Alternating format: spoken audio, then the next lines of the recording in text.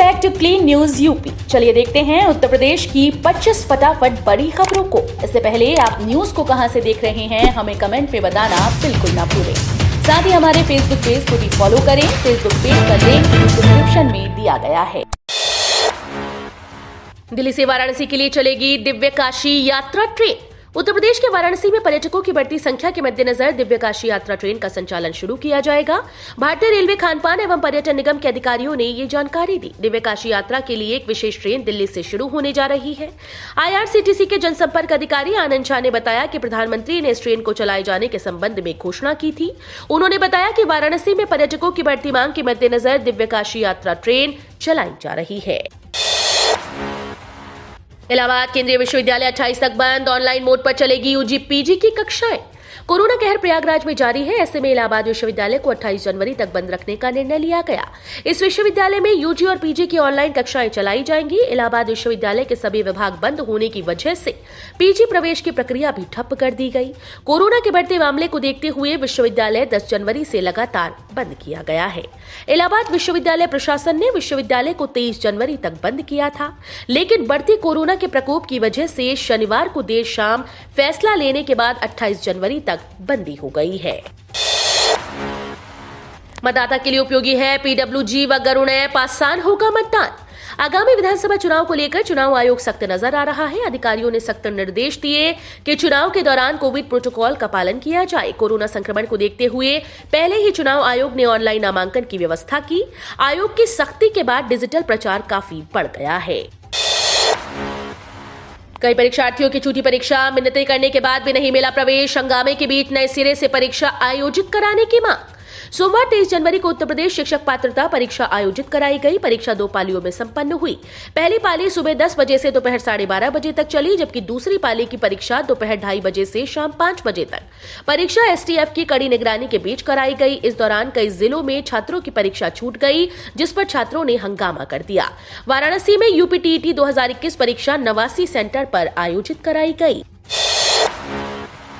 UP सरकार का फैसला। 26 जनवरी को जेल से 100 कैदियों को रिहा करने की तैयारी। यूपी सरकार गणतंत्र दिवस पर अच्छे आचरण वाले उम्र दराज और गंभीर बीमारियों से पीड़ित 100 कैदियों को रिहा करेगी। 60 साल की उम्र पार कर चुके, 16 साल की सजा पूरी करने वाले व गंभीर बीमारी वाले पात्र होंगे। शासन ने जेल मुख्यालय द्वारा भेजे गए पात्र कैदियों की फाइल्स परखी।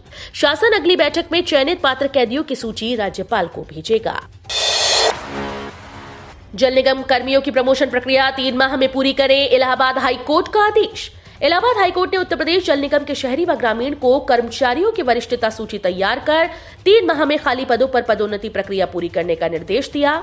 यह आदेश न्यायमूर्ति अजीत कुमार ने विवेक सिंह व 16 अन्य की याचिका पर दिया। विपक्षी के अधिवक्ता प्रांजल मेहरोत्रा ने कोर्ट को बताया कि जल निगम 2 भागों में विभाजित किया गया है, जिससे प्रशासनिक कारणों से वरिष्ठता सूची तैयार नहीं हो सकी है। प्रयागराज माघ मेला। गंगा और यमुना के जलस्तर बढ़ने से कल्पवासी बेहाल। दुनिया के सबसे बड़े आध्यात्मिक और सांस्कृतिक माघ मेले क्षेत्र में गंगा और यमुना के जलस्तर में हो रही बढ़ोतरी से साधु संतों और कल्पवासियों की समस्या बढ़ती जा रही है। हालांकि दोनों नदियों के जलस्तर अब स्थिर है। सिंचाई विभाग अधिशासी अभियंता ब्रजेश कुमार सिंह ने रविवार को बताया कि पहाड़ों पर लगातार बारिश और कानपुर बैराज से पानी छोड़े जाने के बाद गंगा के जलस्तर में वृद्धि हुई थी। इसके साथ ही केन और बेतवा नदी में पानी बढ़ने का असर भी जलस्तर पर पड़ा, लेकिन अब दोनों नदियों का जलस्तर स्थिर है। ग्रामीण अर्थव्यवस्था को मजबूती देने के लिए यूपी के 4 जिलों में शुरू होगा वैदिक पेंट का प्लांट। प्रदेश में ग्रामीण अर्थव्यवस्था को मजबूती करने के लिए सरकार ने बड़ा कदम उठाया है। उत्तर प्रदेश के खाद्य एवं ग्रामोद्योग विभाग जल्द ही 4 जिलों में वैदिक पेंट का प्लांट लगाएंगी। वाराणसी मंडल के खाद्य एवं ग्रामोद्योग आयोग के निदेशक DS भाटी ने बताया कि पायलट परियोजना के तहत जयपुर के सांगानेर में 2 तरह के उत्पादों डिस्टेम्पर और व्हाइट पेंट का निर्माण किया जा रहा है। अगले साल की शुरुआत में इन इकाइयों से इसका उत्पादन शुरू हो जाएगा। प्रथम चरण के उम्मीदवार 28 जनवरी से अधिकतम 500 लोगों के कर सकते हैं मीटिंग। आयोग ने स्पष्ट किया कि प्रथम चरण में निर्वाचन लड़ने वाले उम्मीदवारों की सूची दिनांक 27 जनवरी 2022 को अंतिम हो जाएगी।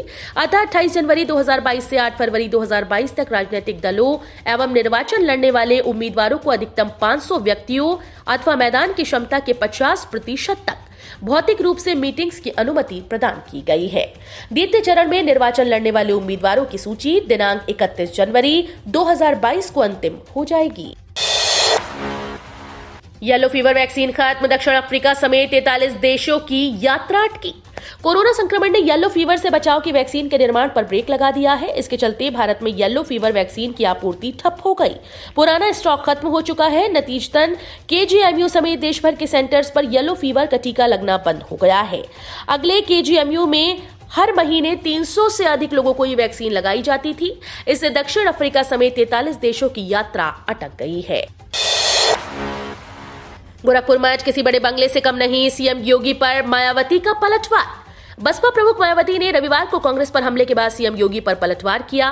मायावती ने अपने शासन में गरीबों को दिए गए मकानों का ब्यौरा पेश किया। सीएम योगी अपने भाषणों में लगातार लोगों को दिए जा रहे आवास का जिक्र कर रहे हैं।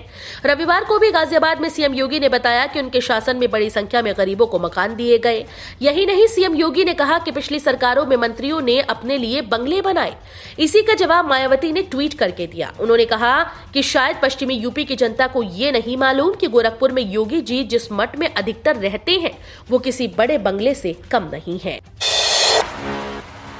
चांदनी रात चोरों को अच्छी नहीं लगती, फ्री बिजली पर सीएम योगी का अखिलेश पर हमला।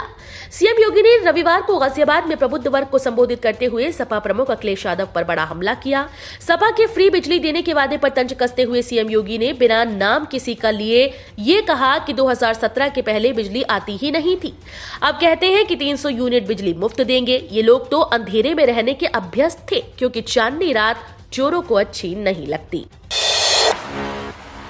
कोरोना काल में कांग्रेस, सपा और बसपा मैदान से गायब थी, तब बीजेपी के लोगों ने जीवन बचाने को जद्दोजहद की। मुख्यमंत्री योगी आदित्यनाथ रविवार दोपहर गाजियाबाद पहुंचे और साहिबाबाद व गाजियाबाद विधानसभा में प्रबुद्ध लोगों से बातचीत की। इस दौरान सीएम योगी ने अपनी सरकार की उपलब्धियां बताई और विपक्ष पर जमकर हमला बोला। सीएम ने कहा कि कोरोना इस सदी की सबसे बड़ी महामारी है। भारत के अंदर प्रधानमंत्री के नेतृत्व में पूरा देश कोरोना प्रबंधन का जो कार्य कर रहा है वो दुनिया के लिए एक नजीर बना है। जब विपक्ष के नेता घरों में रहकर ट्विटर पर दुष्प्रचार कर रहे थे, तब मोदी जी देश की एक एक लैब में जा जाकर वैक्सीन बनाने के लिए आमजन का जीवन बचाने का प्रयास कर रहे थे। मोदी योगी ने उत्तर प्रदेश में दी सुशासन की गारंटी। भारतीय जनता पार्टी के वरिष्ठ नेता और केंद्रीय अल्पसंख्यक कार्य मंत्री मुख्तार अब्बास नकवी ने रविवार को कहा कि उत्तर प्रदेश में MY फैक्टर मोदी योगी हैं, जो राज्य और लोगों की सुरक्षा, समृद्धि, सुशासन की गारंटी है। नकवी ने रविवार को रामपुर के गांव शंकरपुर में चौपाल पर चर्चा के दौरान कहा कि इस MY फैक्टर ने उत्तर प्रदेश में तुष्टीकरण के सियासी छल को समावेशी विकास के राष्ट्रवादी बल से ध्वस्त किया है। 80 बनाम 20 को रोकने में जुटे अखिलेश, बीजेपी को ऐसे मात देने की तैयारी। चुनावी जंग को 80 बनाम 20 या यूं कहें कि ध्रुवीकरण में बदलने से रोकने के लिए अखिलेश यादव अब खामोशी से रणनीति बदल रहे हैं। वो पार्टी के अधिकतर मुखर मुस्लिम नेताओं को चुनावी मैदान में उतारने की बजाय पर्दे के पीछे कर रहे हैं। वो खुद भी ऐसी सीट से चुनाव लड़ने जा रहे हैं जहां मुस्लिम वोट बहुत कम है।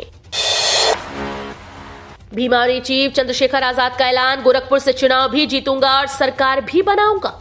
गोरखपुर में मुख्यमंत्री योगी आदित्यनाथ के खिलाफ ताल ठोकने का ऐलान करने वाले आजाद समाज पार्टी के मुखिया चंद्रशेखर आजाद ने रविवार को कहा कि अल्पसंख्यक एवं अनुसूचित जाति जनजाति वर्ग की बदौलत वो न सिर्फ चुनाव जीतेंगे बल्कि उत्तर प्रदेश में सरकार भी बनाएंगे। सपा ने की चुनाव आयोग से ओपिनियन पोल बंद करने की मांग, मतदाताओं को भ्रमित करने की दी दलील। समाजवादी पार्टी ने चुनाव आयोग से उत्तर प्रदेश में विधानसभा चुनाव के दौरान विभिन्न समाचार चैनल्स पर प्रसारित किए जा रहे ओपिनियन पोल के प्रसारण पर रोक लगाने की मांग की। सपा के प्रदेश अध्यक्ष नरेश उत्तम ने रविवार को मुख्य चुनाव आयुक्त को पत्र लिखकर कहा कि उत्तर प्रदेश में चुनाव आचार संहिता लागू होने के बाद इस तरह के ओपिनियन पोल का प्रसारण किया जाना आचार संहिता का खुला उल्लंघन है। केजीएमयू व लोहिया संस्थान में नीट यूजी काउंसलिंग 27 जनवरी से तैयारी तेज। नीट यूजी की काउंसलिंग 27 से 31 जनवरी के बीच होगी। केजीएमयू व लोहिया संस्थान में काउंसलिंग होगी। केजीएमयू में बड़ी संख्या में मरीज व उनके तीमारदार आ रहे हैं। कोरोना संक्रमण तेजी से बढ़ रहा है। ऐसे में केजीएमयू प्रशासन काउंसलिंग परिसर से इतर कराने पर विचार कर रहा है। केजीएमयू अधिकारियों का कहना है कि ट्रॉमा सेंटर, क्वीन मेरी, लारी समेत दूसरे विभागों में बड़ी संख्या में मरीज इमरजेंसी में आ रहे हैं। पीएम आवास योजना में मिल सकती है एक और बड़ी सुविधा।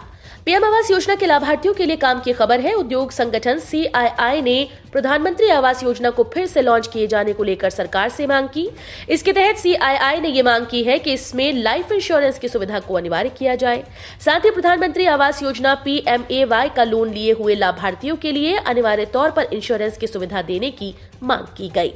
दरअसल सरकार ने प्रधानमंत्री आवास योजना के तहत देश के सभी लोगों को घर देने की योजना बनाई है। सीनियर सिटीजन के लिए सरकार ने शुरू की सुपरहिट पेंशन स्कीम, मिलेंगे 1.1 लाख रुपए। सीनियर सिटीजन के लिए अच्छी खबर है। अब 60 वर्ष से ऊपर के लोगों के लिए सरकार ने पीएम वय वंदना योजना की शुरुआत की है। इसके तहत आप सालाना 1,11,000 रुपए तक पेंशन पा सकते हैं।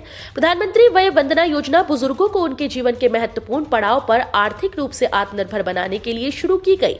इसकी अवधि 31 मार्च 2020 तक थी, लेकिन अब इसे मार्च 2023 तक बढ़ा दिया गया है।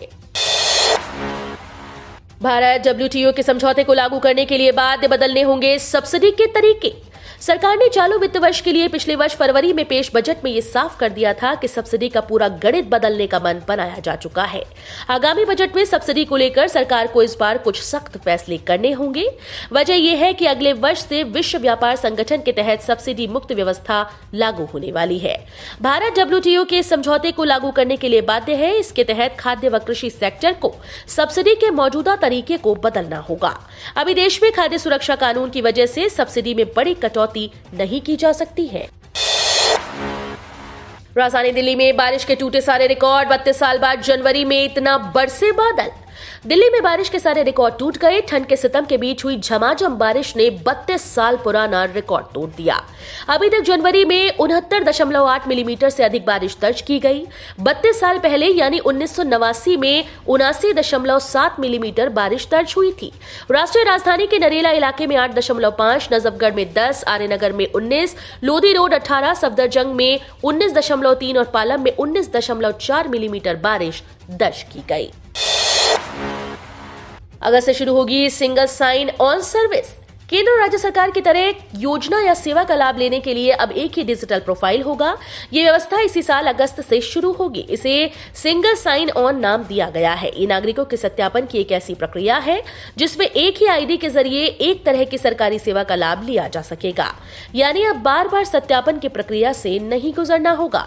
इसके बाद अलग अलग सेवाओं और योजनाओं से जुड़ने के लिए कई लॉगिन आईडी, पासवर्ड याद रखने की जरूरत नहीं होगी। बजट में इनकम टैक्स छूट की सीमा पर अहम फैसला ले सकती है मोदी सरकार। सर्वे में सामने आई ये राय। अधिकांश लोगों का मानना है कि वित्त वर्ष 2022-23 के आम बजट में आयकर छूट की सीमा को 2.5 लाख रुपए से बढ़ाया जा सकता है। KPMG इंडिया के एक सर्वे में ये राय उभर कर सामने आई। बजट से पहले KPMG द्वारा किए गए सर्वेक्षण में 36% लोगों का मानना है कि 80 कटौती के तहत कटौती की सीमा को 1.5 लाख रुपए से बढ़ाया जा सकता है। लखनऊ में धीमी पड़ी कोरोना की रफ्तार। 2601 नए मरीज पॉजिटिव। राजधानी लखनऊ में कोरोना के नए मरीजों की रफ्तार कुछ धीमी हुई। रविवार को 2601 नए संक्रमित मरीज मिले। ग्रामीण इलाकों की तुलना में शहर में ज्यादा मरीज मिल रहे हैं। हालांकि बीते 4 दिन से नए मरीजों का आंकड़ा 3000 के भीतर आ रहा है।